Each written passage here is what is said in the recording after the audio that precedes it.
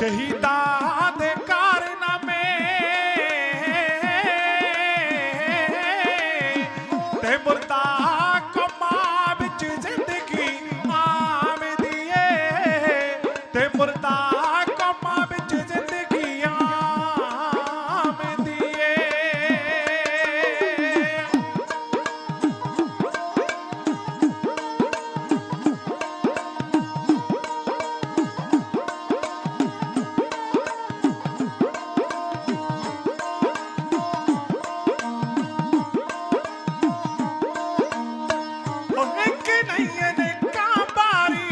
झुकदा सीस मेरा एक नहीं अनेका बारी झुकदा सीस मेरा एक नहीं अनेका बारी झुकदा सीस मेरा एक नहीं अनेका बारी झुकदा सीस मेरा देश कौम तो जेड़े बारी गए जवानिया देश कौम तो जेड़े बारी गए जवानिया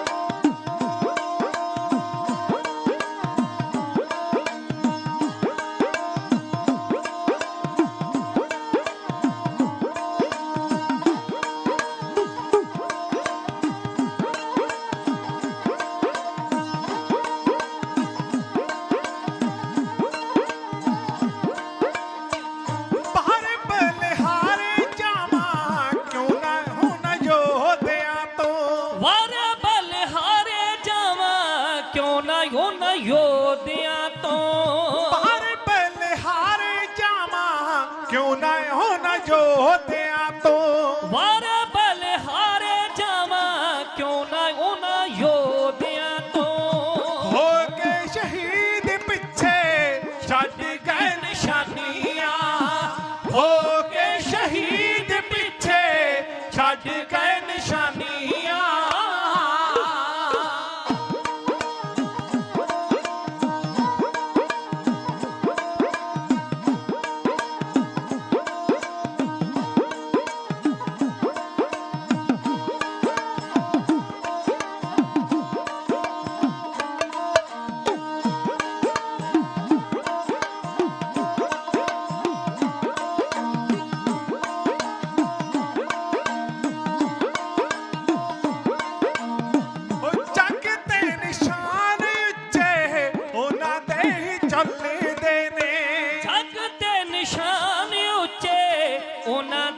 झोल देने जग ते निशान उच्चे होना दे ही झोल देने जग ते निशान उच्चे होना दे ही झोल देने कौम लई कीतियां ने जिन्ना कुर्बानियां कौम लई कीतियां ने जिन्ना कुर्बानियां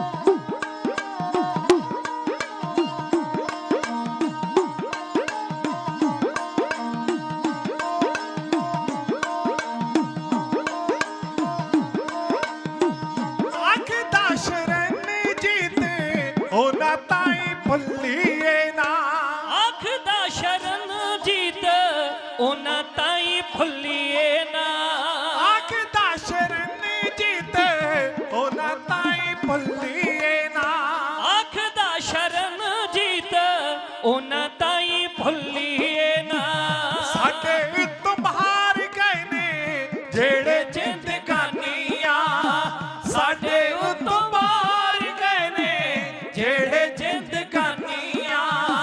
साडे उत्तों बाहर गए ने जेड़े जिंदगानियां हो वाहिगुरु वाहिगुरु वाहिगुरु वाहिगुरु हे वाहिगुरु अगर जिंदगी दी है तो जीने का हुनर भी देना अगर पाँव बख्शे हैं तो तौफीक के सफर भी देना। मैं तो गूंगा था जे गुफ्तगू साहिबा तूने सिखाई है, अब बोलने लगा हूं बातों में असर भी देना। प्रीतां दे पहरेदार सर्ब शक्तिमान वाली दो जहान चवर छतर तख्त दे मालक जुगो जुग अटल हाजरा हजूर जहरा जहूर सर्ब कला भरपूर हस्ती ए मुकद्दस चश्मा ए आबे हयात गुर सिख दियां सब मनोकामनावां पूर्ण करन वाले सतगुरु सिख पंथ दी मौजूदा सरकार धन धन धन धन सतगुरु गुरु ग्रंथ साहिब महाराज सच्चे पातशाह जी दी पावन पवित्र गोद अंदर धन धन शहीद बाबा मती जी दे इस पावन अस्थान उत्ते जून 1984 दे शहीदां दी जात दे विच जुड़ मिल बैठी सत्कारयोग सत संगत जीओ, आओ कुछ समय वास्ते आप रब वर्गियां संगतां दे दर्शन दीदार करन दे नाल नाल इतिहास दे इन्हां अलौकिक पन्नियां दी विचार करन दा सुभाग समा दासरियां नूं प्राप्त होया है। इस तो पहला कि मैं अपना ध्यान जिहड़ा है वो किसी इतिहास दे पन्ने दे उत्ते केंद्रित करां, समुची साध संगत दे कोलों प्रवानगी लोचदा, तुहाडी प्रवानगी चाहुंदा हां। आप जी तो प्रवानगी लैण वास्ते जो गुरमत दा सानू पातशाह जी ने सिद्धांत बख्शिश कीता है, आगे आवत सिंह जो पावे वाहिगुरु जी की फतेह बुलावे, उस सिद्धांत दे उत्ते चलदियां महाराज सच्चे पातशाह दे चरनां विच खलो के आप जी दे नाल फतेह दी सांझ बनाउण लगे हैं। सब संगतां ने चढ़दी कला दे नाल उत्तर दे के धन्नवादी बनाउणा ते कुछ कहण दा बल दासरियां नूं बख्शिश करना। एक पंजाबी दा कवि कहंदा है, जेड़ा फतेह दे नाल है प्यार करदा ओदी आत्मा भी फतेह है पा जांदी, जेड़ा फतेह बुलाउणों संकोच करे फतेह उस नूं फतेह बुला जांदी। सत संग दा मन नूं रंग चढ़दा, विच संगतां ही फतेह पाई दी ए, जदों संगत विच आ जाईए खालसा जी फिर गज के फतेह बुलाई दी ए। बैठे हो सज के ते आखो गज वज के जी वाहिगुरू जी का खालसा वाहिगुरू जी की फतेह। समा कोई बहुता ज्यादा नहीं है कि आप बहुते लंबे वहण दे विच बैठिए। जो इतिहास जो दुखांत साडे नाल वापरिया ਉਹ मैं तुहाडी सेवा दे विच अपने ढाडी वीरां दे नाल मिल के कहण दा निमाणा जिहा यतन करना है। उस तो पहला आप संगत वास्ते सतगुरु जी दे चरनां दे विच अरदास करदा है कि जिन्हां जिन्हां संगतां ने इस समागम नूं मनाउंदियां होइयां महाराज जी दे चरनां दे विच अपणियां तन करके मन करके ते धन करके सेवावां और भेटावां अर्पित कीतियां, सच्चे पातशाह जी सारियां दियां भेटावां और सेवावां अपने चरनां दे विच प्रवान कर लैण। सारियां नूं गुरमत अनुसार पातशाह सबना दे कारज सवारन ये अरदास करता होया आप जी दे चरनां दे विच इतिहास दी लड़ी लैके आरंभिया। एक बार सारी संगत गज के आखो सतनाम श्री वाहिगुरू। एक बारी आपो अपने भले वास्ते कह दिओ सतनाम श्री वाहिगुरू। आओ सत्कारयोग सत संगत शहीद शब्द, क्योंकि शहीदां दी याद दे विच आपां जुड़ के बैठे हैं। शहीद शब्द जिहड़ा ਉਹ ਸਾਡੀ ਪੰਜਾਬੀ ਮਾਂ ਬੋਲੀ ਦਾ ਸ਼ਬਦ ਨਹੀਂ ਹੈ, ਇਹ ਅਰਬੀ ਭਾਸ਼ਾ ਦਾ ਸ਼ਬਦ ਹੈ ਤੇ ਭਾਰਤ ਦੀ ਧਰਤੀ ਦੇ ਉੱਤੇ ਇਹ ਉਸ ਵਕਤ ਆਇਆ ਜਦੋਂ ਇੱਥੇ ਵਿਦੇਸ਼ੀ ਹਮਲੇ ਹੋਏ। प्यार वालिओ इस तो पहला जदों आपां सिख इतिहास की गल करते हैं, इस तो पहला दा आपां भारत का कोई भी ग्रंथ पढ़ के देख लीए, उन्हां ग्रंथां दे विच तुहानूं कुर्बानी शब्द मिलेगा, बलिदान शब्द मिलेगा, पर किते भी शहीद शब्द लिखिया होया भारत के ग्रंथां दे विच नहीं मिलता। सब तो पहली बार ये शहीद शब्द जिहड़ा ये धन श्री गुरु ग्रंथ साहिब महाराज सच्चे पातशाह दे विच लिखिया गया। सब तो पहली बार भारत की धरती के उत्ते भगत रविदास जी महाराज सच्चे पातशाह ने इस शहीद शब्द की वरतों की। जाके ईद बकरीद कुल गौरे बद करे मानिया शेख शहीद पीरा। दूजी बार धन गुरु नानक साहिब महाराज सच्चे पातशाह इस शब्द की वरतों करते हैं, पीर पैगंबर सालिक सादिक सोहदे और शहीद। दो बारी गुरु ग्रंथ साहिब महाराज विच लिखती रूप विच यह शब्द सब तो पहली बार लिखिया गया भारत की धरती उत्ते, और तीसरी बार लिखती रूप विच भाई साहब भाई गुरदास जी ने यह शब्द वरतिया, सबर सिदक शहीद भरम पौखोवना। ये भाई गुरदास जी दे बोल है। इस तो बाद विच प्यार वालिओ पंजवें पातशाह सतगुरु गुरु अर्जन देव महाराज सच्चे पातशाह जी ने दुनिया के लोगों को यह प्रतख करके ਵਿਖਾ ਦਿੱਤਾ ਕਿ ਸ਼ਹੀਦ ਕਹਿੰਦੇ ਕਿਹਨੂੰ ਨੇ ਤੇ ਸ਼ਹਾਦਤ ਨਾਮ ਕਿਸ ਚੀਜ਼ ਦਾ ਹੈ। ਹੁਣ ਸਤਿਗੁਰ ਸੱਚੇ ਪਾਤਸ਼ਾਹ ਜੀ ਤੋਂ ਬਾਅਦ ਵਿੱਚ ਐਸੀ ਸ਼ਹੀਦਾਂ ਦੀ ਲੜੀ ਚੱਲੀ ਹੈ। ਪਾਤਸ਼ਾਹ ਜੀ ਨੇ ਉਹਨਾਂ ਨੂੰ ਸਮਝਾ ਦਿੱਤਾ ਕਿ ਸ਼ਹੀਦਾਂ ਦੀ ਜਿਹੜੀ ਇਹ ਹਸਤੀ ਹੈ ਇਹ ਐਵੇਂ ਨਹੀਂ ਬਣਦੀ, ਇਹ ਪਹਿਲਾਂ ਆਪਣੀ ਹਸਤੀ ਨੂੰ ਮਿਟਾਉਣਾ ਪੈਂਦਾ ਹੈ, ਫਿਰ ਜਾ ਕੇ ਕੋਈ ਸ਼ਹੀਦ ਦਾ ਰੁਤਬਾ ਜਿਹੜਾ ਪਾ ਸਕਦਾ ਹੈ। ਸ਼ਹੀਦਾਂ ਦੀ ਹਸਤੀ ਇਹ ਬਣਦੀ ਨਾ ਸਸਤੀ, ਇਹ ਬਣਦੀ ਹੈ ਤਾਈਓ ਮਿਟਾਈਏ ਜੇ ਹਸਤੀ। ਉਸ ਹਸਤੀ ਨੂੰ ਮਿਲਦਾ ਹੈ ਰੁਤਬਾ ਨਿਰਾਲਾ, ਉਸ ਰੁਤਬੇ ਦੇ ਅੰਦਰ ਹੈ ਗੈਰਤ ਦੀ ਮਾਲਾ। ਇਹ ਮਾਲਾ ਦੇ ਮਣਕੇ ਨਾ ਹੁੰਦੇ ਬਾਜ਼ਾਰੀ, ਖਰੀਦੇਗਾ ਵਹੀ ਜੋ ਸੱਚਾ ਵਪਾਰੀ, ਵਪਾਰੀ ਵਹੀ ਜੋ ਸੌਦਾ ਕਰਦਾ ਹੈ ਸੱਚਾ, ਖਰੀਦੇਗਾ ਵਹੀ ਜੋ ਜੌਹਰੀ ਦਾ ਬੱਚਾ, ਬੱਚਾ ਜੋ ਬਚਨਾ ਦਾ ਪੂਰਾ ਪ੍ਰੇਮੀ, ਮਤੀ ਦਾਸ ਵਾਂਗੂ ਜ਼ੁਬਾਨ ਮਰਦ ਨੇਮੀ, ਨੇਮੀ ਨਿਮਾਣਾ ਤੇ ਪ੍ਰੀਤਮ ਦਾ ਪਿਆਰਾ। ਉਹ ਬਈ ਚੱਲੇ ਜਿਹੜਾ ਹੱਸ ਕੇ ਧਰਮ ਲਈ ਸੀਸ ਉੱਤੇ ਆਰਾ, ਆਰਾ ਚੱਲੇ ਮਤੀ ਦਾਸ ਅਲਾਏ, ਅਲਾਏ ਸੁਰੀਲੀ ਸੁਤੰਤਰ ਜੀ ਸੁਰ ਤੋਂ, ਬਈ ਹੋਣਾ ਹੈ ਉਹੀ ਹੈ ਲਿਖਿਆ ਜੋ ਧੁਰ ਤੋਂ। ਇਹ ਧੁਰ ਕੀ ਬਾਣੀ ਸਿੰਘਾਂ ਲਈ ਸਾਬਰ, ਇਹ ਬੰਦ ਬੰਦ ਕਟਾਉਣੋਂ ਹੁੰਦੇ ਨਾ ਨਾਬਰ, ਨਾਬਰ ਨਾ ਹੁੰਦੇ ਗੁਰੂ ਦੇ ਪਿਆਰੇ, ਜਿਉਂਦਿਆਂ ਦੇ ਬੇਸ਼ੱਕ ਕੋਈ ਖੋਪਰ ਉਤਾਰੇ। ਹੁਣ ਪਿਆਰ ਵਾਲਿਓ ਆਪਾਂ ਗੱਲ ਕਰਨੀ ਹੈ ਉਹਨਾਂ ਸ਼ਹੀਦਾਂ ਦੀ ਜਿਨ੍ਹਾਂ ਨੇ ਇਸ ਜੂਨ 1984 ਦੇ ਵਿੱਚ ਸਾਡੇ ਆਜ਼ਾਦ ਭਾਰਤ ਦੇਸ਼ ਦੀਆਂ ਫੌਜਾਂ ਦੇ ਨਾਲ ਮੁਕਾਬਲਾ ਕਰਦਿਆਂ ਹੋਇਆਂ ਆਪਣੀਆਂ ਜਾਨਾਂ ਨਿਸ਼ਾਵਰ ਕਰ ਦਿੱਤੀਆਂ, ਪਰ ਗੁਰੂ ਘਰ ਦੀ ਸ਼ਾਨ ਨੂੰ ਬਰਕਰਾਰ ਰੱਖਿਆ। ਆਓ ਇੱਕ ਵਾਰੀ ਫੇਰ ਉਹਨਾਂ ਸ਼ਹੀਦਾਂ ਦੇ ਚਰਨਾਂ ਦੇ ਉੱਤੇ ਨਤਮਸਤਕ ਹੋਵੋ ਤੇ ਗੱਜ ਕੇ ਆਖੋ ਸਤਨਾਮ ਸ਼੍ਰੀ ਵਾਹਿਗੁਰੂ। ਆਓ ਕਰਮਾਂ ਵਾਲਿਓ ਖਿਆਲ ਕਰਨਾ, ਆਪਾਂ ਗੱਲ ਕਰਨੀ ਹੈ ਭਾਰਤ ਦੀ ਆਜ਼ਾਦੀ ਦੇ ਸਮੇਂ ਤੋਂ, ਕਿਉਂਕਿ ਕਿਸੇ ਵੇਲੇ ਸਾਡੇ ਬਜ਼ੁਰਗਾਂ ਨੇ ਲਗਭਗ ਪੌਣੀ ਸਦੀ ਜੰਗਲਾਂ ਦੇ ਵਿੱਚ ਰਹਿਣਾ ਪ੍ਰਵਾਨ ਕਰ ਲਿਆ। ਪੌਣੀ ਸਦੀ ਸਾਡੇ ਬਜ਼ੁਰਗਾਂ ਨੇ ਤੇਗ ਵਾਹੀ, ਉਹਦਾ ਸਿੱਟਾ ਕੀ ਨਿਕਲਿਆ, ਅਸੀਂ ਰਾਜ ਭਾਗ ਦੇ ਵਾਰਸ ਬਣ ਗਏ। ਰਾਜ ਭਾਗ ਮਿਲਿਆ, ਮਹਾਰਾਜਾ ਰਣਜੀਤ ਸਿੰਘ ਸਿੱਖਾਂ ਦਾ ਬਾਦਸ਼ਾਹ ਬਣ ਕੇ ਤਖਤ ਤੇ ਬੈਠਿਆ ਹੈ। 40 ਸਾਲ ਉਸ ਮਰਦ ਨੇ ਰਾਜ ਕਮਾਇਆ ਜਿਸ ਵਰਗਾ ਰਾਜ ਅੱਜ ਤੱਕ ਸ਼ਾਇਦ ਕਿਤੇ ਨਾ ਹੋਇਆ ਹੋਵੇ। ਹੁਣ ਪਿਆਰਿਓ ਆਪਣਿਆਂ ਦੀਆਂ ਗਦਾਰੀਆਂ ਕਰਕੇ ਸ਼ੇਰੇ ਪੰਜਾਬ ਦੇ ਮੌਤ ਤੋਂ ਬਾਅਦ ਵਿੱਚ ਇਹ ਸਾਡਾ ਜਿਹੜਾ ਰਾਜ ਭਾਗ ਹੈ ਸਾਡੇ ਹੱਥੋਂ ਚਲਿਆ ਗਿਆ। ਪੰਜਾਬ ਦੀ ਧਰਤੀ ਦੇ ਉੱਤੇ ਅੰਗਰੇਜ਼ ਆ ਕੇ ਕਾਬਜ ਹੋ ਗਏ, ਇਹ ਵੀ ਸਾਡੇ ਵਾਸਤੇ ਮਾਣ ਕਰਨ ਵਾਲੀ ਗੱਲ ਹੈ। ਪੂਰੇ ਭਾਰਤ ਦੀ ਧਰਤੀ ਦੇ ਉੱਤੇ ਅੰਗਰੇਜ਼ ਦਾ ਝੱਲਾ ਝੁੱਲਦਾ ਸੀ, ਜੇ ਕੋਈ ਬਚਿਆ ਸੀ ਉਹ ਪੰਜਾਬ ਦੀ ਧਰਤੀ ਹੈ ਜਿੱਥੇ ਸਭ ਤੋਂ ਬਾਅਦ ਵਿੱਚ ਅੰਗਰੇਜ਼ਾਂ ਦਾ ਝੰਡਾ ਝੁੱਲਿਆ।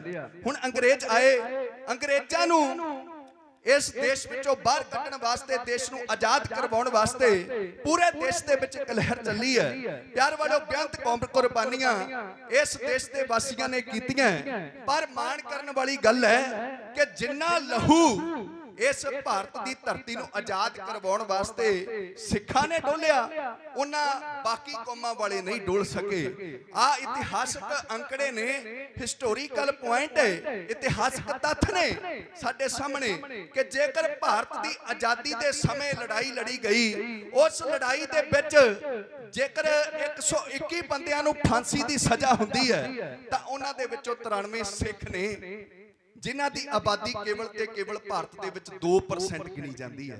ਉਹ 2% ਵਾਲਿਆਂ ਨੇ 93 ਸ਼ਹੀਦ ਪੈਦਾ ਕੀਤੇ ਤੇ ਜਿਨ੍ਹਾਂ ਦੀ 98% ਆਬਾਦੀ ਹੈ ਉਹਨਾਂ ਦੇ ਵਿੱਚੋਂ ਕੇਵਲ ਤੇ ਕੇਵਲ 28 ਸ਼ਹੀਦ ਪੈਦਾ ਹੋ ਸਕੇ ਜਿਹੜੇ ਫਾਂਸੀਆਂ ਦੇ ਉੱਤੇ ਚੜੇ। ਇਸ ਤੋਂ ਬਾਅਦ ਵਿੱਚ ਗੱਲ ਚੱਲਦੀ ਹੈ ਪਿਆਰ ਵਾਲਿਓ 2600 ਤੇ 46 ਬੰਦਿਆਂ ਨੂੰ ਕਾਲੇ ਪਾਣੀਆਂ ਦੀਆਂ ਸਜ਼ਾਵਾਂ ਹੋਈਆਂ ਤੇ ਉਹਨਾਂ ਦੇ ਵਿੱਚੋਂ 2147 ਜਿਹੜੇ ਆ ਗੁਰੂ ਕੇ ਸਿੱਖ ਨੇ। ਪੂਰੇ 2646 ਤੇ ਉਹਨਾਂ ਦੇ ਵਿੱਚੋਂ 2147 ਗੁਰੂ ਕੇ ਸਿੱਖ ਹੈ। ਜੇ ਕਿਸੇ ਨੇ ਇਹ ਗੱਲ ਪੜ੍ਹਨੀ ਹੋਵੇ, ਸਰਦਾਰ ਨਰੈਣ ਸਿੰਘ ਦੀ ਲਿਖੀ ਹੋਈ ਕਿਤਾਬ ਹੈ ਕਿਉਂ ਕੀਤੋ ਵਿਸਾਹ, ਉਹਦੇ ਪੰਨਾ ਨੰਬਰ 7 ਦੇ ਉੱਤੇ ਸਾਰੀ ਅੰਕੜੇ ਬਾਰ ਦਰਜੇ ਬਾਰ ਸਾਰੀ ਗੱਲ ਲਿਖੀ ਹੋਈ ਹੈ। ਹੁਣ ਇਸ ਤੋਂ ਅੱਗੇ ਚੱਲੀਏ, 1919 ਦੇ ਵਿੱਚ ਜਲਿਆਂਵਾਲੇ ਬਾਗ ਦਾ ਸਾਕਾ ਵਾਪਰਦਾ ਹੈ। ਇੱਥੇ ਅੰਗਰੇਜ਼ ਸਰਕਾਰ ਦੀ ਗੋਲੀ ਦੇ ਨਾਲ 1302 ਬੰਦੇ ਸ਼ਹੀਦ ਹੁੰਦੇ ਹੈ। ਪਿਆਰ ਵਾਲਿਓ 1302 ਬੰਦਿਆਂ ਦੇ ਵਿੱਚੋਂ 799 ਜਿਹੜੇ ਉਹ ਇਕੱਲੇ ਸਿੱਖ ਹੈ। ਅੱਗੇ ਚੱਲੀਏ ਕੂਕਾ ਲਹਿਰ ਦੇ ਵੇਲੇ 91 ਸਿੱਖ ਸ਼ਹਾਦਤ ਦਾ ਜਾਮ ਪੀਂਦੇ ਐ ਵੱਜ ਕੇ ਘਰ ਤੇ ਚੱਲੀ ਗੋਲੀ ਦੇ ਵਿੱਚ 22 ਲੋਕ ਸ਼ਹੀਦੀ ਦਾ ਜਾਮ ਪੀਂਦੇ ਐ ਤੋਂ 22 ਦੇ 22 ਸਿੱਖ ਹੈ। ਇਸ ਤੋਂ ਅੱਗੇ ਇੱਕ ਲੜੀ ਚੱਲਦੀ ਹੈ ਪਿਆਰ ਵਾਲਿਓ ਬੱਬਲ ਅਕਾਲੀ ਲਹਿਰ ਦੇ ਵਿੱਚ 500 ਦੇ ਕਰੀਬ ਸਿੱਖ ਸ਼ਹਾਦਤਾਂ ਦਾ ਜਾਮ ਪੀਂਦੇ ਐ। ਇਹਨਾਂ ਬਾ ਕਮਾਲ ਕੁਰਬਾਨੀਆਂ ਦਾ ਸ਼ਹਾਦਤਾਂ ਦਾ ਸਿੱਟਾ ਇਹ ਨਿਕਲਿਆ ਕਿ ਅੰਗਰੇਜ਼ ਜਿਹੜੇ ਨੇ ਭਾਰਤ ਦੀ ਧਰਤੀ ਨੂੰ ਛੱਡਣ ਵਾਸਤੇ ਮਜਬੂਰ ਹੋ ਗਏ। ਹੁਣ ਉਹਨਾਂ ਨੇ ਸੋਚਿਆ ਵੀ ਭਾਰਤ ਨੂੰ ਆਜ਼ਾਦ ਕਰ ਦੇਣਾ ਚਾਹੀਦਾ ਹੈ। ਆਜ਼ਾਦ ਕਰਨ ਤੋਂ ਪਹਿਲਾਂ ਉਹਨਾਂ ਨੇ ਇੰਗਲੈਂਡ ਦੀ ਧਰਤੀ ਦੇ ਉੱਤੇ ਇੱਕ ਮੀਟਿੰਗ ਬੁਲਾਈ ਹੈ ਜਿਹਦੇ ਵਿੱਚ ਉਹਨਾਂ ਨੇ 3 ਕੌਮਾਂ ਦੇ ਆਗੂ ਸੱਦੇ ਹੈ ਜਿਹਦੇ ਵਿੱਚ ਹਿੰਦੂਆਂ ਵੱਲੋਂ ਪੰਡਿਤ ਜਵਾਹਰ ਲਾਲ ਨਹਿਰੂ ਗਿਆ, ਮੁਸਲਮਾਨਾਂ ਵੱਲੋਂ ਡਾਕਟਰ ਮੁਹੰਮਦ ਅਲੀ ਜਿਨਾਹ ਗਿਆ ਔਰ ਸਿੱਖਾਂ ਦੇ ਵੱਲੋਂ ਬਲਦੇਵ ਸਿੰਘ ਮਾਨ ਗਿਆ। ਮਾਫ ਕਰਿਓ ਇਹਨੂੰ ਸਰਦਾਰ ਕਹਿਣ ਨੂੰ ਰੂਹ ਨਹੀਂ ਕਰਦੀ। ਹੁਣ ਇਹ ਤਿੰਨੇ ਕੌਮਾਂ ਦੇ ਨੁਮਾਇੰਦੇ ਇੰਗਲੈਂਡ ਪਹੁੰਚੇ ਐ, ਉੱਥੇ ਮੀਟਿੰਗ ਆਰੰਭ ਹੋਈ ਹੈ। ਪਿਆਰ ਵਾਲਿਓ ਗੋਰਿਆਂ ਨੇ ਇਸ ਦੇਸ਼ ਦੇ ਟੁਕੜੇ ਕਰਨ ਵਾਸਤੇ ਜਿਹੜਾ ਪਲਾਨ ਕੀਤਾ ਸੀ ਉਸ ਅਨੁਸਾਰ ਉਹਨਾਂ ਨੇ ਮੁਸਲਮਾਨਾਂ ਦਾ ਖਿੱਤਾ ਵੰਡ ਦਿੱਤਾ, ਹਿੰਦੂਆਂ ਦਾ ਖਿੱਤਾ ਵੰਡ ਦਿੱਤਾ। ਹੁਣ ਜਿਸ ਵੇਲੇ ਉਹਨਾਂ ਨੇ ਖਿੱਤੇ ਵੰਡੇ ਤਾਂ ਉਹਨਾਂ ਨੇ ਡਾਕਟਰ ਮੁਹੰਮਦ ਅਲੀ ਜਿਨਾਹ ਨੂੰ ਇਹ ਗੱਲ ਕਹੀ ਕਿ ਜਨਾਹ ਜਿੰਨਾ ਕੁ ਖਿੱਤਾ ਤੇਰੇ ਹਿੱਸੇ ਅਸੀਂ ਵੰਡਿਆ ਇੰਨੇ ਕੁ ਖਿੱਤੇ ਨੂੰ ਲੈ ਕੇ ਤੂੰ ਕੀ ਕਰੇਗਾ, ਇੰਨੇ ਕੁ ਧਰਤੀ ਦਾ ਹਿੱਸਾ ਲੈ ਕੇ ਤੂੰ ਕੀ ਕਰੇਗਾ। ਅਕਸਰ ਤੂੰ ਦੇਸ਼ ਚਲਾਉਣਾ ਉਹ ਬੜੇ ਕੌਮਾਂ ਦੇ ਮਾਮਲੇ ਹੋਇਆ ਕਰਦੇ ਐ। ਪਿਆਰ ਵਾਲੇ ਉਸ ਵੇਲੇ ਉਸ ਮੁਹੰਮਦ ਅਲੀ ਜਿਨਾਹ ਨੇ ਇੱਕ ਗੱਲ ਬੜੀ ਬਾਕਮਾਲ ਕਹੀ ਸੀ। ਉਹਨੇ ਆਪਣੇ ਬੋਝੇ ਚੋਂ ਰੁਮਾਲ ਕੱਢਿਆ ਤੇ ਉਸ ਟੇਬਲ ਦੇ ਉੱਤੇ ਰੱਖ ਕੇ ਕਹਿੰਦਾ ਕਿ ਮੈਂ ਪਾਕਿਸਤਾਨ ਲੈਣਾ ਆਪਣਾ ਚਾਹੇ ਮੈਨੂੰ ਆ ਰੁਮਾਲ ਜਿੰਨਾ ਕਿਉਂ ਨਾ ਦੇ ਦਿਓ। ਇਹ ਲੈਣਾ ਮੈਂ ਆਪਣਾ ਭਾਵੇਂ ਏਡਾ ਹੀ ਕਰ ਦਿਓ, ਇਹ ਤੇ ਤੁਸੀਂ ਮੈਨੂੰ ਬੜਾ ਵੱਡਾ ਧਰਤੀ ਦਾ ਹਿੱਸਾ ਦੇ ਰਹੇ ਹੋ, ਮੈਂ ਲੈਣਾ ਆਪਣਾ।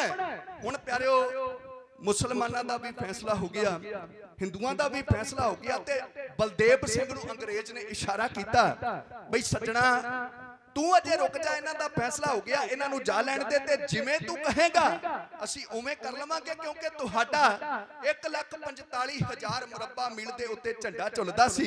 ਜਿਵੇਂ ਤੁਸੀਂ ਕਹੋਗੇ ਆਪਾਂ ਉਵੇਂ ਕਰ ਲਵਾਂਗੇ, ਤੁਹਾਨੂੰ ਤੁਹਾਡਾ ਖਿੱਤਾ ਉਹ ਵਾਪਸ ਦੇ ਦੇਵਾਂਗੇ ਅਸੀਂ। ਪਿਆਰਿਓ ਪਰ ਨੇੜੇ ਬੈਠਾ ਸੀ ਨਹਿਰੂ, ਉਹਨੇ ਬਲਦੇਵ ਸਿੰਘ ਨੂੰ ਇਸ਼ਾਰਾ ਕੀਤਾ ਤੇ ਬਾਹਰ ਲੈ ਗਿਆ। ਉਹ ਬਾਹਰ ਜਾ ਕੇ ਬਲਦੇਵ ਸਿੰਘ ਨੂੰ ਕਹਿਣ ਲੱਗਾ ਬਲਦੇਵ ਸਿਆ ਉਹ ਕਮਲਾ ਹੋਇਆ, ਉਹ ਸੱਜਣਾ ਇਹ ਭਾਰਤ ਤੁਹਾਡਾ ਹੀ ਹੈ, ਤੁਸੀਂ ਇਸ ਦੇਸ਼ ਨੂੰ ਆਜ਼ਾਦ ਕਰਵਾਉਣ ਵਾਸਤੇ ਕਿੰਨਾ ਆਪਣਾ ਲਹੂ ਡੋਲਿਆ, ਦੇਸ਼ ਨੂੰ ਆਜ਼ਾਦ ਕਰਵਾ ਕੇ ਹੁਣ ਦੇਸ਼ ਦੀਆਂ ਵੰਡੀਆਂ ਪਾਉਣ ਲੱਗੇ ਹੋ।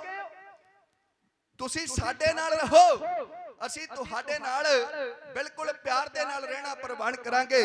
ਉਸ ਵੇਲੇ ਪਿਆਰ ਵਾਲਿਓ ਬਲਦੇਵ ਸਿੰਘ ਕਹਿੰਦਾ ਨਹਿਰੂ ਨੂੰ ਕਿ ਅਸੀਂ ਪਹਿਲਾਂ ਗੋਰਿਆਂ ਦੇ ਗੁਲਾਮ ਸੀ, ਗੋਰਿਆਂ ਤੋਂ ਆਜ਼ਾਦ ਹੋ ਕੇ ਹੁਣ ਅਸੀਂ ਤੁਹਾਡੇ ਗੁਲਾਮ ਨਹੀਂ ਹੋਣਾ।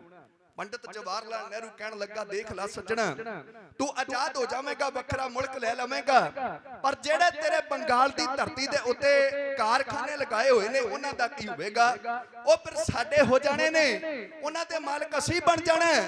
ਬਸ ਮਨ ਦੇ ਵਿੱਚ ਲਾਲਚ ਆ ਗਿਆ, ਆਪਣੇ ਕਾਰਖਾਨਿਆਂ ਬਦਲੇ ਪਿਆਰ ਵਾਲੇ ਇੰਨੀਆਂ ਸ਼ਹੀਦਾਂ ਦਾ ਡੁੱਲਿਆ ਹੋਇਆ ਲਹੂ ਉਸ ਬੰਦੇ ਨੇ ਵੇਚ ਦਿੱਤਾ। ਹੁਣ ਕੁਝ ਸ਼ਰਤਾਂ ਦੇ ਉੱਤੇ 17 ਸ਼ਰਤਾਂ ਇਤਿਹਾਸ ਦੇ ਵਿੱਚ ਲਿਖੀਆਂ, ਉਹ 17 ਸ਼ਰਤਾਂ ਦੇ ਉੱਤੇ ਇਸ ਬਲਦੇਵ ਸਿੰਘ ਮਾਨ ਨੇ ਇਸ ਇੰਡੀਆ ਦੇ ਨਾਲ ਰਹਿਣਾ ਪ੍ਰਵਾਨ ਕਰ ਲਿਆ, ਨਹੀਂ ਤੇ ਉਸ ਵਕਤ ਸਾਨੂੰ ਸਾਡਾ ਆਪਣਾ ਦੇਸ਼ ਮਿਲ ਜਾਣਾ ਸੀ।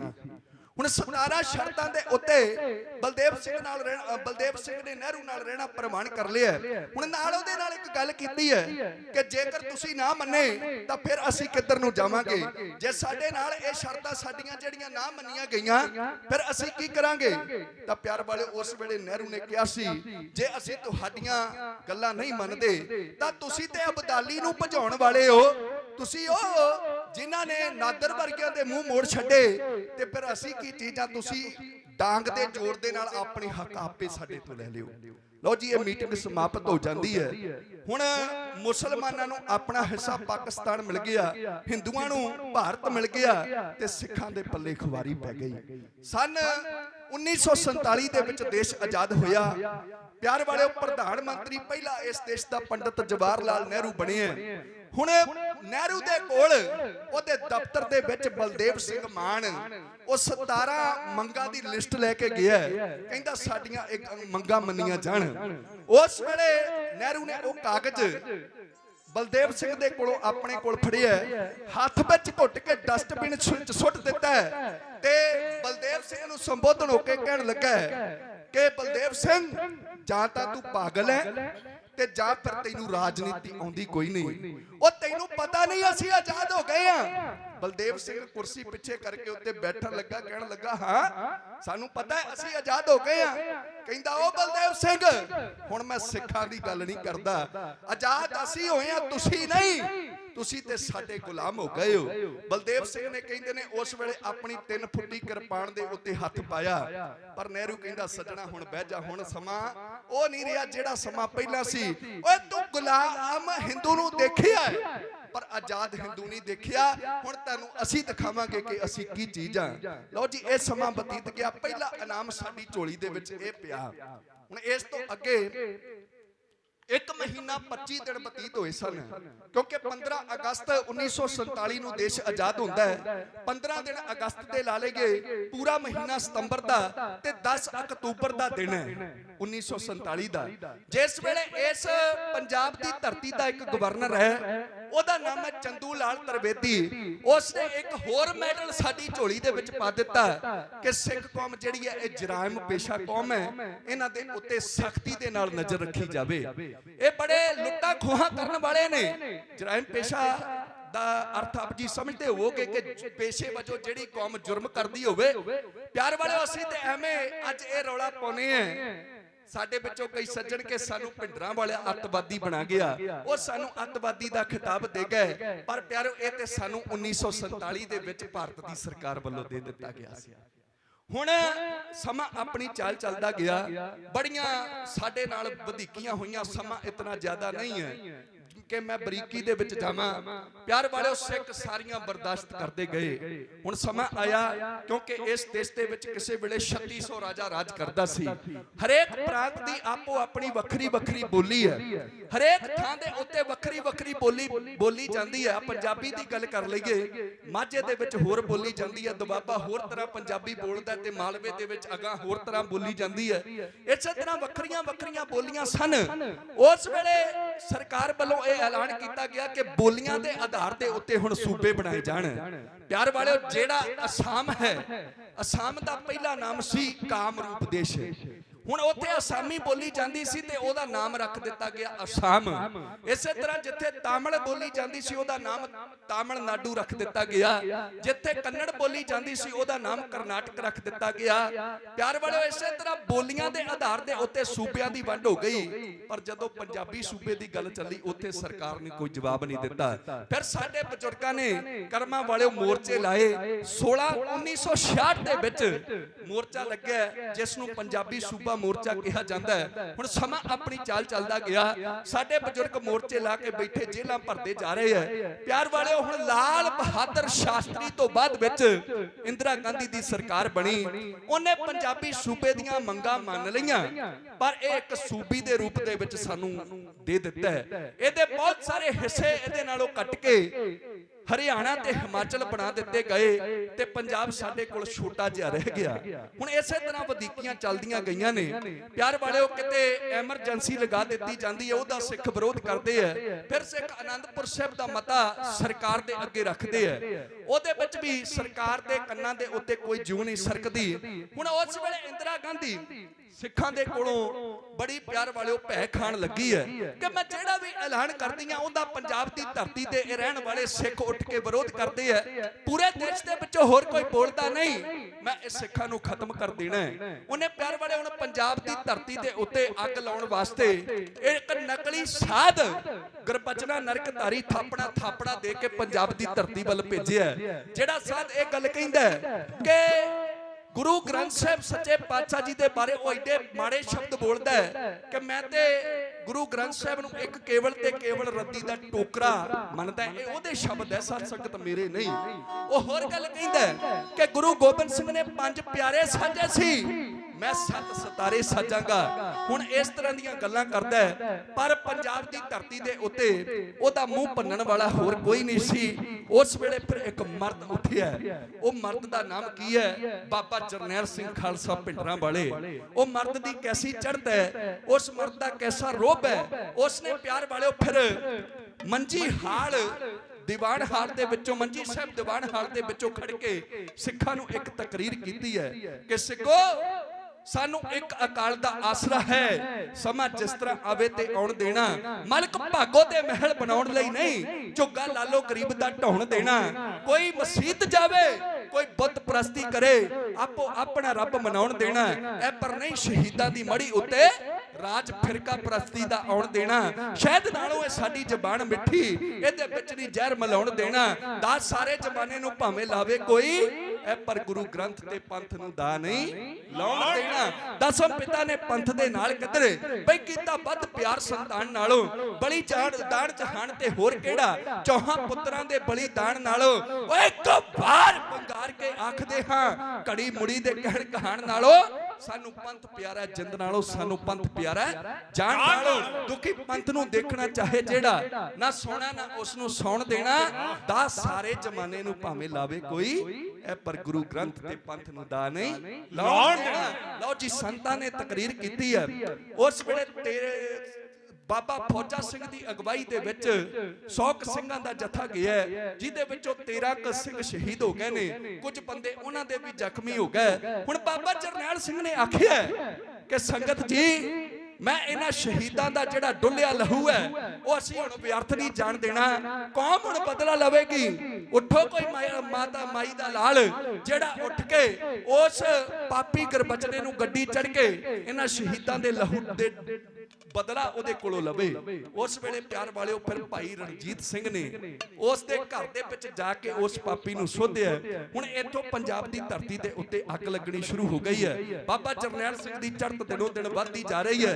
ਜਿਹੜੇ ਮਸਲੇ ਲੋਕਾਂ ਦੇ 10-10 ਸਾਲਾਂ ਦੇ ਸਰਕਾਰੀ ਥਾਵਾਂ ਦੇ ਉੱਤੇ ਨਹੀਂ ਸੀ ਸੁਲਝਦੇ, ਬਾਬਾ ਜਰਨੈਲ ਸਿੰਘ 5 ਮਿੰਟਾਂ ਦੇ ਵਿੱਚ ਉਹ ਮਸਲੇ ਸੁਲਝਾਉਣ ਲੱਗ ਪਏ। ਹੁਣ ਸੰਤਾਂ ਦੀ ਚੜ੍ਹਤ ਦੇਖ ਕੇ ਸਾਡੇ ਆਪਣੇ ਨੀਲੀਆਂ ਪੱਗਾਂ ਵਾਲੇ ਉਹ ਵੀ ਗਦਾਰੀਆਂ करके उन्होंने भी फिर प्रधानमंत्री नूं चिट्ठियां लिखणियां शुरू कर दित्तियां कि सानू इहदे कोलों बड़ा खतरा है ते सानू बचाया जावे। ये अज सानू इहदे कोलों खतरा है, कल नूं ओ दिल्ली दे विच भी तुहाडे वास्ते खतरा बन जावेगा।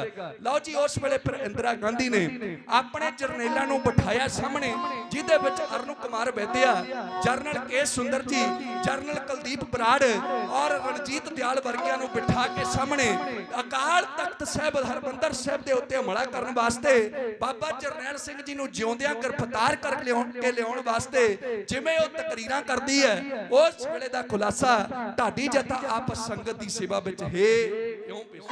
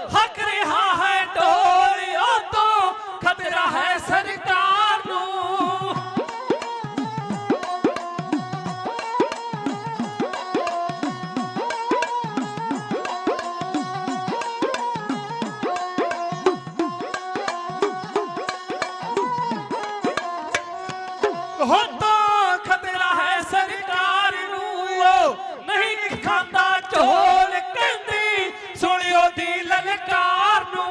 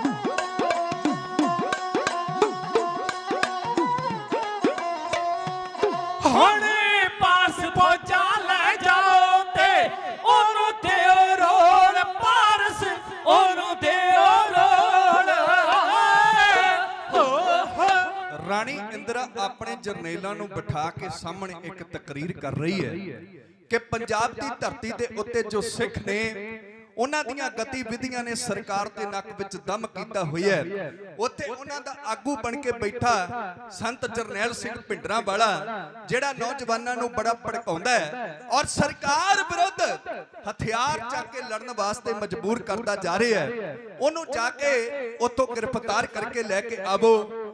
ਉਸ ਵੇਲੇ ਰਾਣੀ ਦੀ ਇਸ ਤਕਰੀਰ ਨੂੰ ਪੰਜਾਬੀ ਦੇ ਕਵੀ ਨੇ ਬੜੀਆਂ ਬਾਕਮਾਲ ਲਾਈਨਾਂ ਦੇ ਵਿੱਚ ਲਿਖੀ ਹੈ। ਉਹ ਕਹਿੰਦਾ ਰੱਖੋ ਪਿਸਟਲਾਂ ਤੇ ਮੋਟਰਸਾਈਕਲ, ਉਹਦੇ ਚੇਲੇ ਰੱਖਦੇ ਮੋਢਿਆਂ ਦੇ ਉੱਤੇ ਰਾਈਫਲ, ਵੱਖ ਰਾਜ ਬਣਾਉਣਾ ਚਾਹੁੰਦੇ ਮੇਰੇ ਨਾਲ ਲੜ ਕੇ ਮੈਨੂੰ ਭਿੰਡਰਾਂਵਾਲਾ ਚਾਹੀਦਾ, ਉਹਨੂੰ ਲਿਆਵੋ ਫੜ ਕੇ। ਹੁਣ ਇਹ ਤਕਰੀਰਾਂ ਕਰਕੇ ਇਹਨੇ ਪਿਆਰ ਵਾਲਿਓ ਕੁਝ ਇਤਿਹਾਸਕਾਰਾਂ ਦੀ ਰਾਏ ਹੈ ਬਈ 9 ਲੱਖ ਫੌਜ ਜਿਹੜੀ ਹੈ ਪੰਜਾਬ ਦੀ ਧਰਤੀ ਦੇ ਉੱਤੇ ਆਈ, ਕਈ 6 ਲੱਖ ਕਹਿੰਦੇ ਨੇ ਤੇ ਕਈ 3 ਲੱਖ ਕਹਿੰਦੇ ਐ। ਮੁਖਤਸਰ ਅਰਜ਼ ਕਰਾਂ ਕਿ ਲੱਖਾਂ ਦੀ ਤਾਦਾਦ ਦੇ ਵਿੱਚ ਆਪਣੇ ਇਹਨਾਂ ਜਰਨੈਲਾਂ ਨੂੰ ਫੌਜ ਦੇ ਕੇ, ਜਿਹਦੇ ਵਿੱਚ ਜਰਨੈਲਾਂ ਦੇ ਨਾਮ ਨੇ ਜਰਨਲ ਅਰੁਣ ਕੁਮਾਰ ਵੈਦਿਆ ਜਿਹੜਾ ਕਿ ਚੀਫ ਕਮਾਂਡਰ ਹੈ, ਉਹਦੇ ਥੱਲੇ ਜਰਨੈਲ ਨੇ ਕੁਲਦੀਪ ਬਰਾੜ, ਕੇ ਸੁੰਦਰ ਜੀ ਔਰ ਇਸ ਦੇ ਨਾਲ ਹੀ ਰਣਜੀਤ ਦਿਆਲ ਵਰਗੇ ਇਹ ਸਾਰੇ ਜਰਨੈਲ ਇਸ ਮੋਰਚੇ ਦੀ ਅਗਵਾਈ ਕਰਦੇ ਜਾ ਰਹੇ ਹਨ। ਹੁਣ ਪਿਆਰ ਵਾਲੇ ਇਹਨੇ ਆਪਣੇ ਜਰਨੈਲਾਂ ਨੂੰ ਬੜੀਆਂ ਹਦਾਇਤਾਂ ਦਿੱਤੀਆਂ ਜਿਹੜੀ ਕਿ ਗੱਲ ਜਿਹੜਾ ਇਸ ਹਮਲੇ ਦਾ ਆਗੂ ਬਣ ਕੇ ਆਇਆ ਹੈ ਕੁਲਦੀਪ ਬਰਾੜ, ਉਹਦੀ ਲਿਖੀ ਹੋਈ ਕਿਤਾਬ ਹੈ ਅਸਲ ਕਹਾਣੀ ਆਪਰੇਸ਼ਨ ਬਲੂ ਸਟਾਰ। ਉਸ ਦੇ ਵਿੱਚ ਉਹ ਇਹ ਗੱਲ ਮੰਨਦਾ ਹੈ ਬਈ ਸਾਨੂੰ ਇਹ ਸਰਕਾਰ ਵੱਲੋਂ ਪੂਰੀ ਖੁੱਲ੍ਹ ਦਿੱਤੀ ਗਈ ਹੈ ਕਿ ਸਾਡੇ ਕਿਸੇ ਵੀ ਫੌਜੀ ਜਵਾਨ ਦੀ ਕਿਸੇ ਸਿੱਖ ਲੜਕੀ ਦੇ ਉੱਤੇ, ਨੌਜਵਾਨ ਮਟਿਆਰ ਦੇ ਉੱਤੇ ਅੱਖ ਮੈਲੀ ਹੋ ਜਾਂਦੀ ਹੈ ਤਾਂ ਉਹਦੇ ਨਾਲ ਉਹ ਕੁਕਰਮ ਕਰ ਲਵੇ, ਉਹਦਾ ਕੋਰਟ ਮਾਰਸ਼ਲ ਨਹੀਂ ਕੀਤਾ ਜਾਵੇਗਾ। ਉੱਥੇ ਉਹਨਾਂ ਨੂੰ ਖੁੱਲ੍ਹ ਦਿੱਤੀ ਗਈ ਕਿ ਫੌਜ ਪ੍ਰਕਰਮਾਂ ਦੇ ਵਿੱਚ ਬੈਠ ਕੇ ਸ਼ਰਾਬ ਪੀ ਸਕਦੀ ਹੈ। ਉੱਥੇ ਹੀ ਉਹਨਾਂ ਨੂੰ ਖੁੱਲ੍ਹ ਦਿੱਤੀ ਗਈ ਹੈ ਕਿ ਬੂਟਾਂ ਸਮੇਤ ਜਿਹੜੀ ਫੌਜ ਹੈ ਉਹ ਇਸ ਗੁਰੂ ਦੇ ਘਰ ਦੇ ਵਿੱਚ ਦਾਖਲ ਹੋ ਸਕਦੀ ਹੈ। ਇੱਥੇ ਬਸ ਨਹੀਂ, ਉਸਨੇ ਹੋਰ ਵੀ ਐਲਾਨ ਕੀਤੇ ਹੈ ਕਿ ਤੁਸੀਂ ਇੱਥੇ ਕਾਰਵਾਈ ਕਰਦਿਆਂ ਤੁਹਾਨੂੰ ਕਿਤੇ ਵੀ ਗੋਲੀ ਚਲਾਉਣੀ ਪੈ ਜਾਵੇ, ਚਾਹੇ ਉਹ ਸੱਚਖੰਡ ਸ੍ਰੀ ਹਰਮੰਦਰ ਸਾਹਿਬ ਵੀ ਕਿਉਂ ਨਾ ਹੋਵੇ, ਤੁਸੀਂ ਗੋਲੀ ਚਲਾਉਣ ਲੱਗੇ ਦੇਖਣਾ ਕੋਈ ਨਹੀਂ, ਤੁਸੀਂ ਕੋਈ ਪਰਵਾਹ ਨਹੀਂ ਕਰਨੀ, ਤੁਹਾਡੇ ਉੱਤੇ ਕੋਈ ਵੀ ਕੇਸ ਦਰਜ ਨਹੀਂ ਹੋਵੇਗਾ।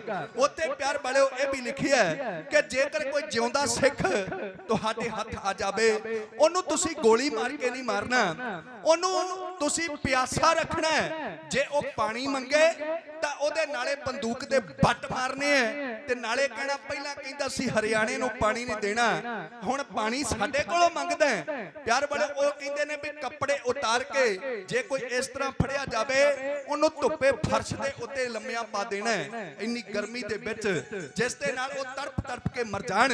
प्यार बड़ा एडियां हदायतां दे के हुण ये लखां दी तादाद दे विच फौज जिहड़ी है ये अमृतसर साहिब दी पावन धरती वल नूं आ रही है। पंजाब दी धरती दे विच ये 2 जून 1984 नूं दाखल हो गई और 3 जून 1984 नूं आके इन्हां ने अमृतसर साहिब दरबार साहिब सचखंड श्री हरमंदर साहिब नूं इन्हां ने 4 चुफेरे तो घेरा पा लिया है। हुण घेरा पा लिया हरमंदर साहिब उत्ते हमला करन वास्ते।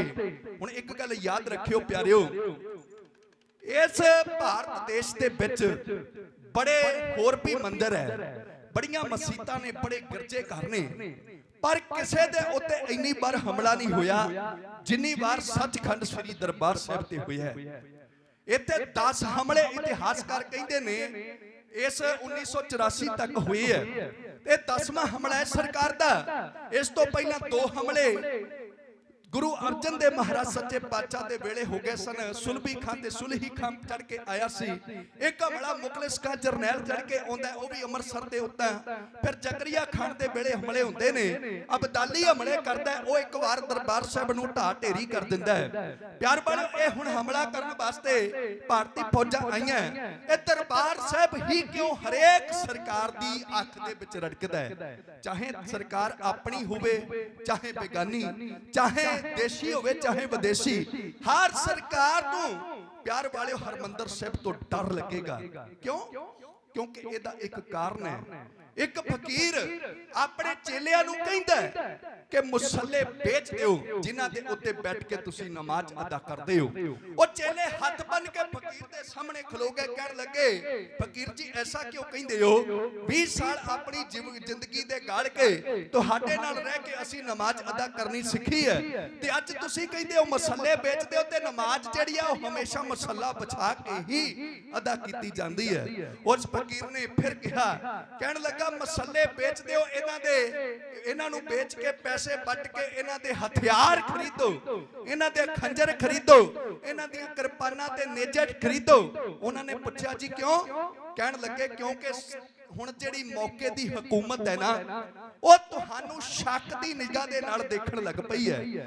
जदों सरकार किसे घर नूं शक दी निगाह दे नाल देखण लग पवे ना कि इस घर तो सच दी आवाज बुलंद हुंदी है, इस घर तो मेरी होंद नूं खतरा है, तां फिर सरकार उन्हां दे उत्ते हमला करदी है।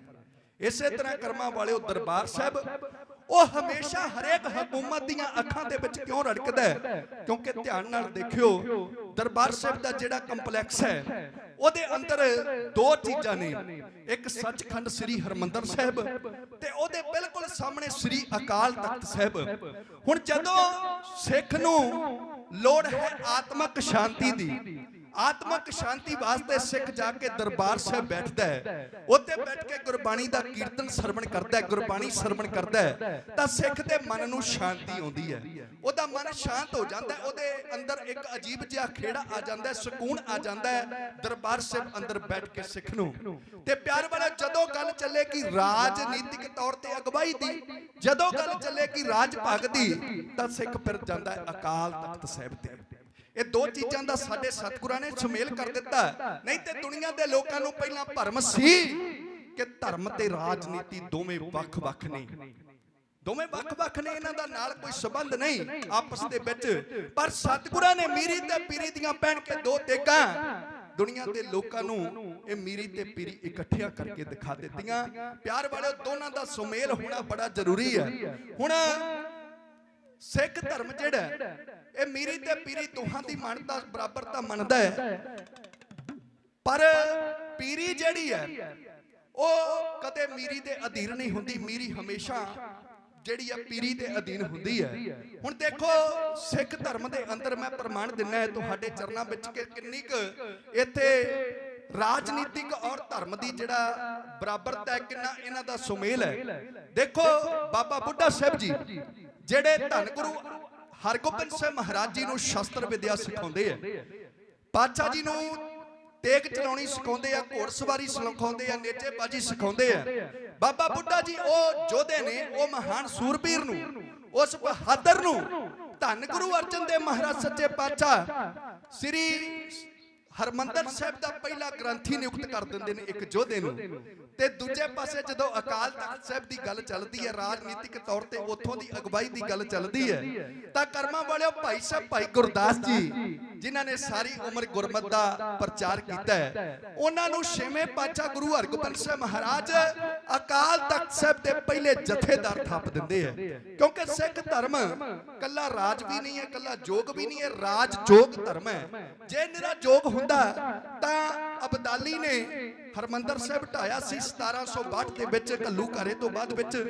ਪਿਆਰ ਵਾਲੇ ਉਸ ਤੋਂ ਬਾਅਦ ਵਿੱਚ ਸਿੱਖ ਕਦੇ ਵੀ ਨਾ ਬਣਾ ਸਕਦੇ, ਕਿਉਂਕਿ ਸੋਮਨਾਥ ਦਾ ਮੰਦਿਰ ਜਿਹੜਾ ਮਹਿਮੂਦ ਗਜਨਵੀ ਨੇ ਢਾਇਆ ਸੀ, ਉਹ ਕਈ ਸਦੀਆਂ ਬਾਅਦ ਦੇਸ਼ ਆਜ਼ਾਦ ਹੋਣ ਤੋਂ ਬਾਅਦ ਵਿੱਚ ਪਿਆਰ ਵਾਲਿਓ ਤੁਹਾਡੇ ਖੂਨ ਪਸੀਨੇ ਦੀ ਕਮਾਈ ਦੇ ਨਾਲ ਬਣੇ ਹੈ। ਪਰ ਦਰਬਾਰ ਸਾਹਿਬ ਬਾਰੇ ਐਸਾ ਇਤਿਹਾਸ ਦੇ ਵਿੱਚ ਕਿਤੇ ਵੀ ਮਿਲਦਾ ਨਹੀਂ ਕਿ ਕੋਈ ਜੇਤੂ ਜਰਨੈਲ ਹਾਰਿਆਂ ਹੋਇਆਂ ਨੂੰ ਇਹ ਗੱਲ ਕਹਿੰਦਾ ਹੋਵੇ ਕਿ ਸਾਡੇ ਕੋਲ ਤੁਹਾਡੀ ਇਮਾਰਤ ਦਾ ਨੁਕਸਾਨ ਹੋ ਗਿਆ ਹੈ, ਤੁਹਾਡੀ ਇਮਾਰਤ ਢਾਈ ਗਈ ਹੈ, ਇਹਦਾ ਹਰਜਾਨਾ, ਇਹਦੀ ਉਸਾਰੀ ਦੁਬਾਰਾ ਅਸੀਂ ਸਰਕਾਰੀ ਖਜ਼ਾਨੇ ਵਿੱਚੋਂ ਕਰਵਾਵਾਂਗੇ। ਐਸਾ ਹੋਇਆ ਪਿਆਰ ਵਾਲਿਓ, ਸਰਕਾਰ ਨੇ ਇਕੱਠਾ ਹੋਇਆ ਅਕਾਲ ਤਖਤ ਸਾਹਿਬ ਦੁਬਾਰਾ ਸਰਕਾਰੀ ਪੈਸੇ ਨਾਲ ਬਣਾਇਆ, ਪਰ ਸਿੱਖਾਂ ਨੇ ਉਹ 9 ਕਰੋੜ ਦੀ ਲਾਗਤ ਲਾ ਕੇ ਬਣਿਆ ਹੋਇਆ ਸਰਕਾਰੀ ਪੈਸੇ ਦੇ ਨਾਲ ਅਕਾਲ ਤਖਤ ਸਾਹਿਬ ਪਿਆਰ ਵਾਲਿਓ 9 ਮਿੰਟਾਂ ਦੇ ਵਿੱਚ ਢਾ ਕੇ ਢੇਰੀ ਕਰ ਦਿੱਤਾ ਕਿ ਇਹ ਸਰਕਾਰੀ ਪੈਸੇ ਨਾਲ ਬਣਿਆ।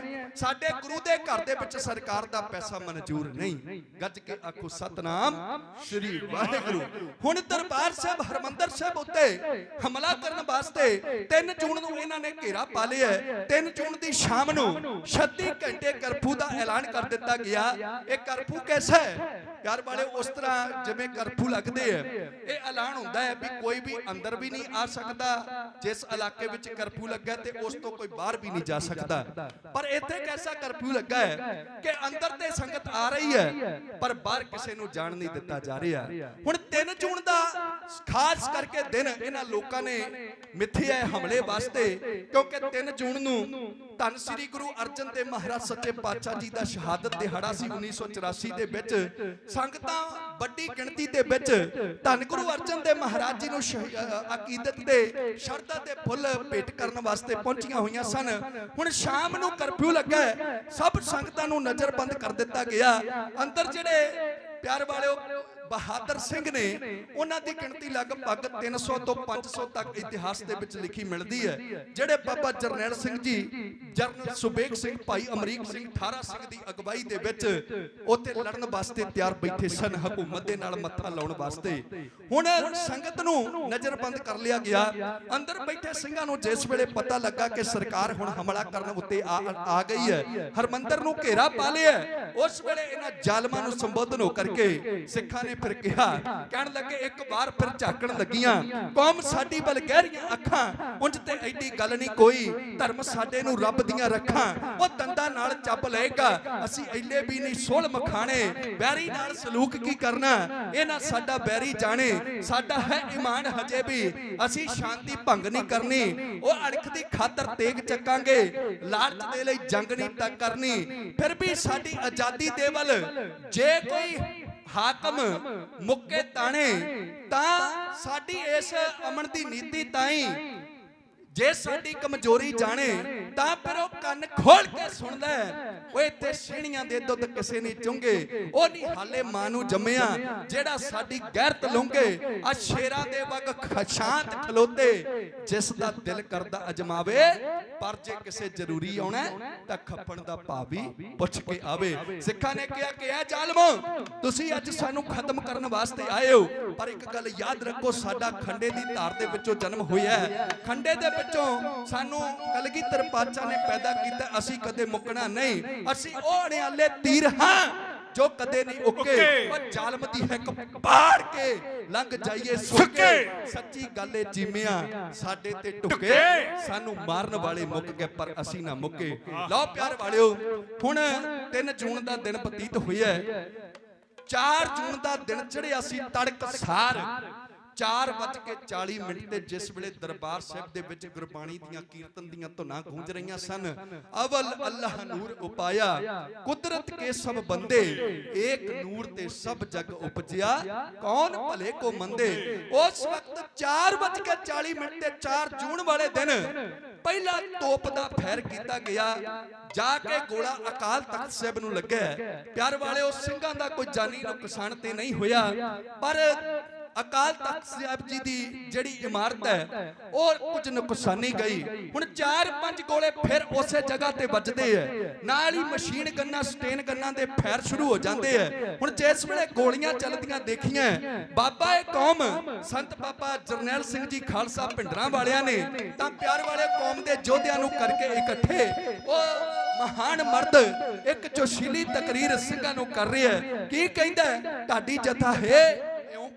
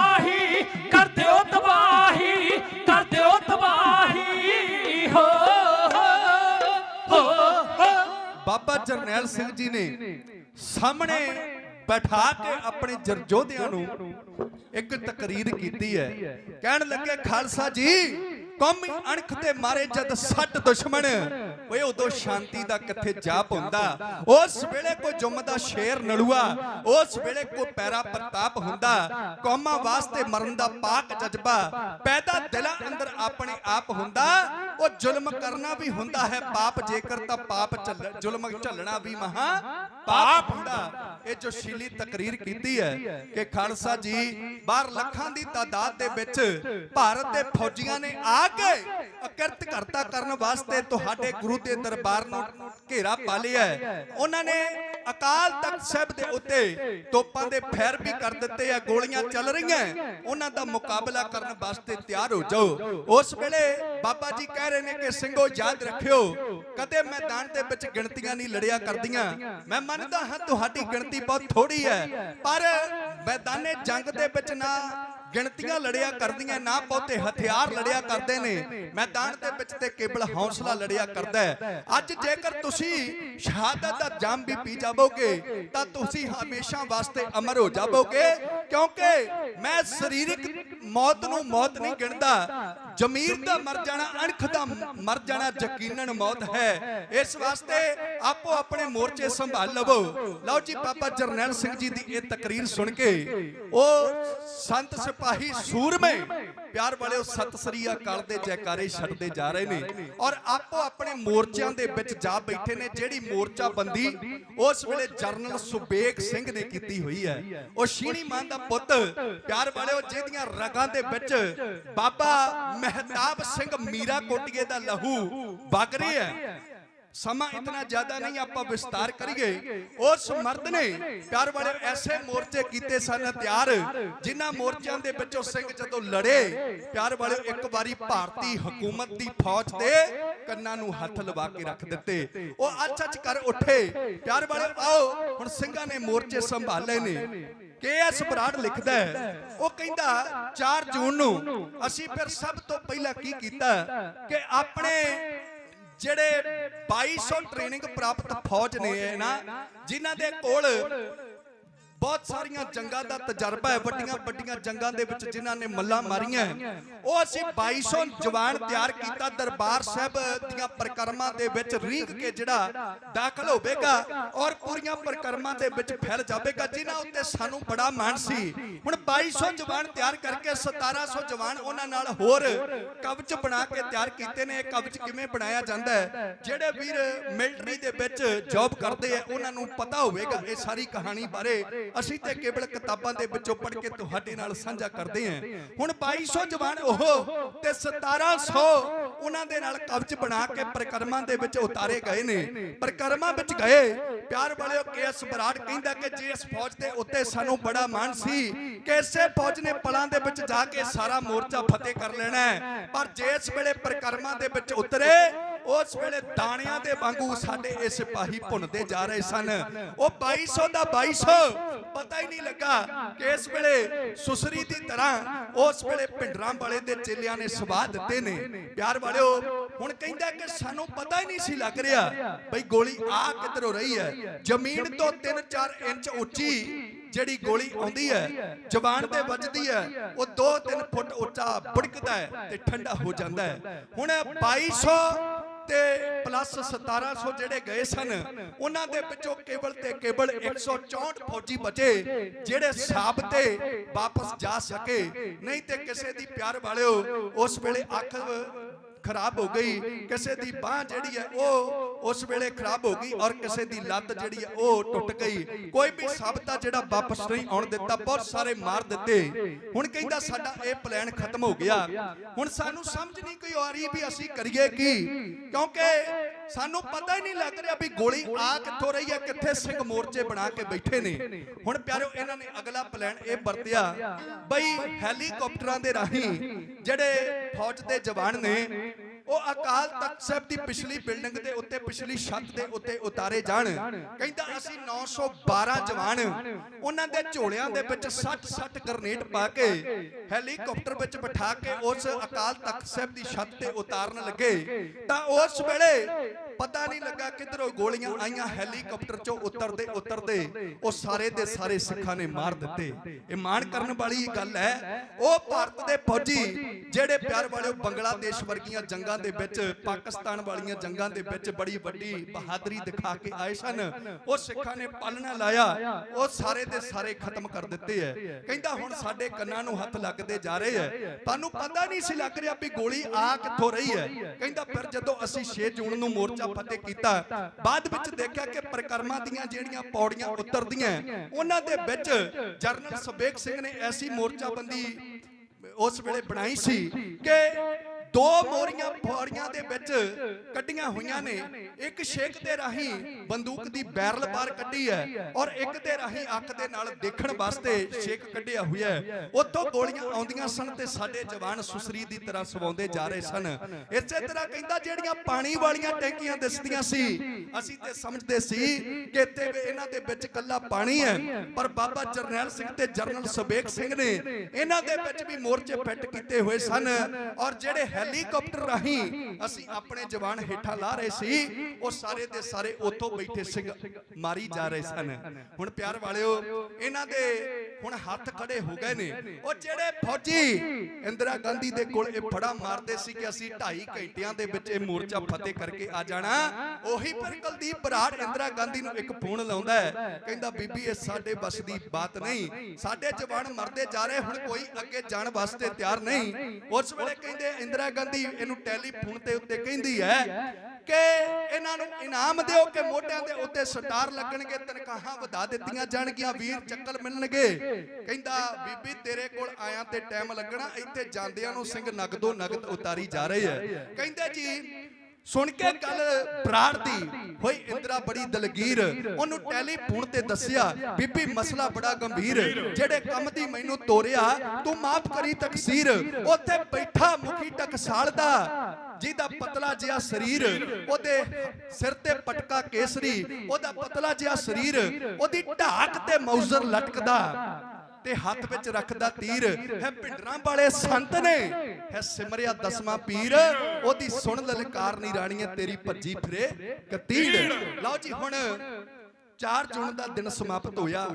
ਫੌਜੀਆਂ ਦੇ ਇੱਕ ਵਾਰੀ ਕੰਨਾਂ ਨੂੰ ਹੱਥ ਗੁਰੂ ਕੇ ਸਿੱਖਾਂ ਨੇ ਲਵਾ ਦਿੱਤੇ ਹੈ। ਹੁਣ 5 ਜੂਨ ਨੂੰ ਬਿਨਾਂ ਵਾਰਨਿੰਗ ਦੇ ਪਰਿਕਰਮਾ ਦੇ ਵਿੱਚ ਟੈਂਕ ਵਾਰ ਦਿੱਤੇ ਗਏ ਨੇ ਅਕਾਲ ਤਖਤ ਸਾਹਿਬ ਦੇ ਉੱਤੇ ਹਮਲਾ ਕਰਨ ਵਾਸਤੇ।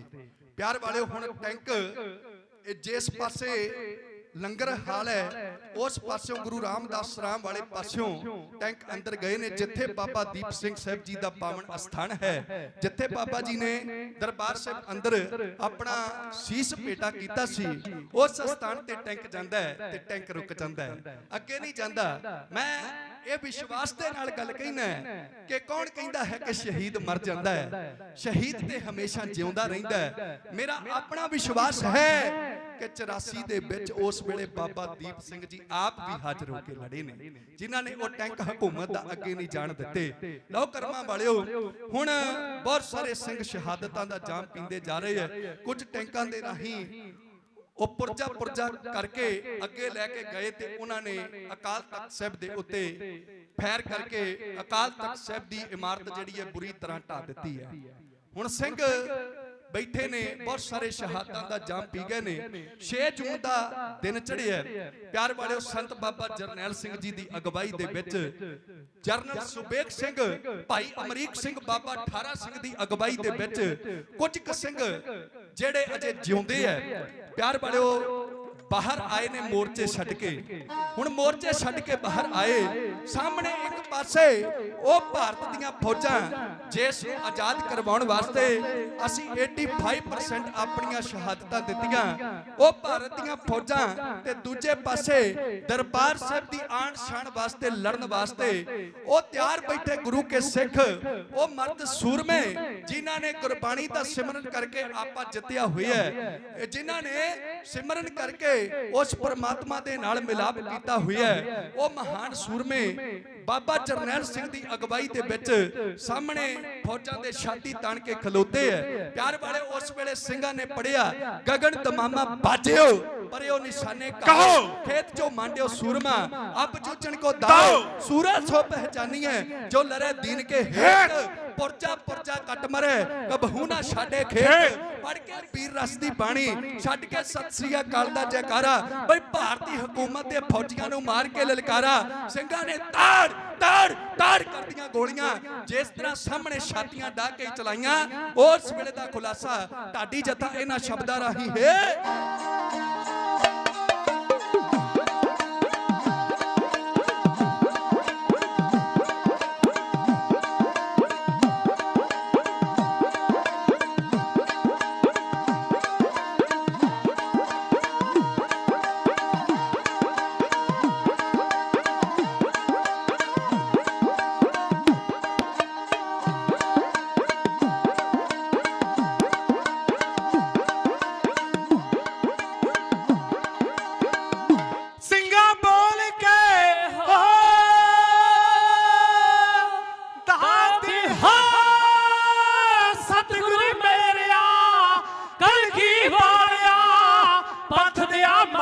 जियोटा तेरिया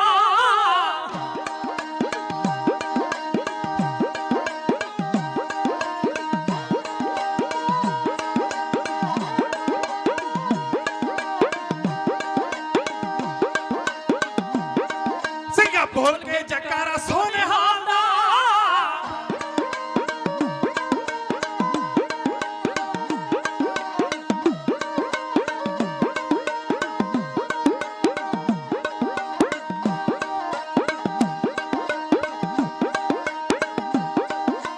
बोल के जकारा सोने हाला ते फौजते ने शामेला सारे सिंगां ने कन्ना जो पैर खोलिया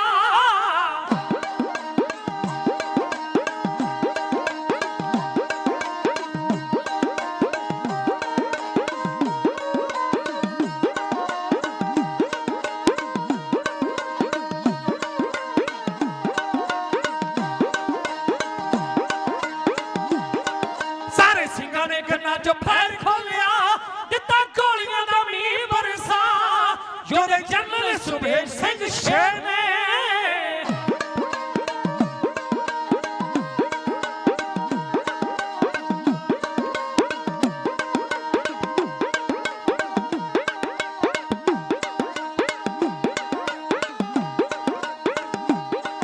जोदे जनरल सुबेग सिंह शेर ने पूरी दित्ती सी स्कीम समझा उठे भाई अमरीक सिंह सूरमा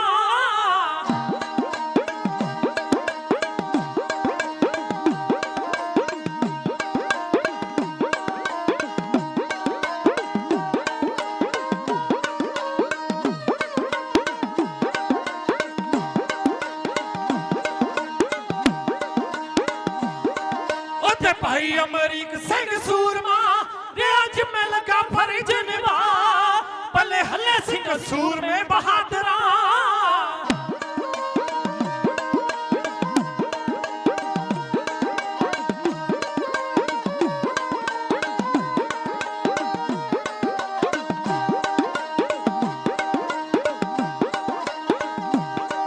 पले हले सिंह सूर में बहादुरा ते फौजे पटाके बा लाए मिंट नहीं सकिंदा विच योधिया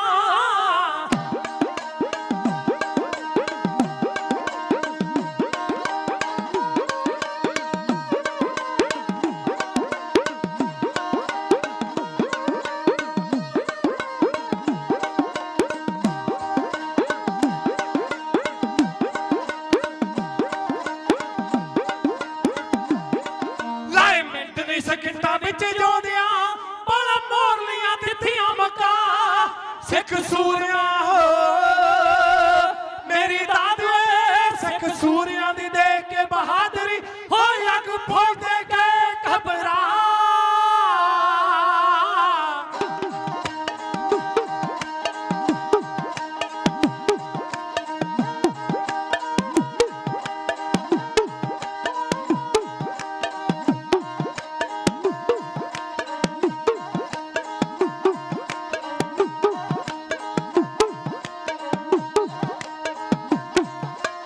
सूर्या दी देख के बहादुरी सूर्या दी देख के बहादुरी हो अग फौज दे के घबरा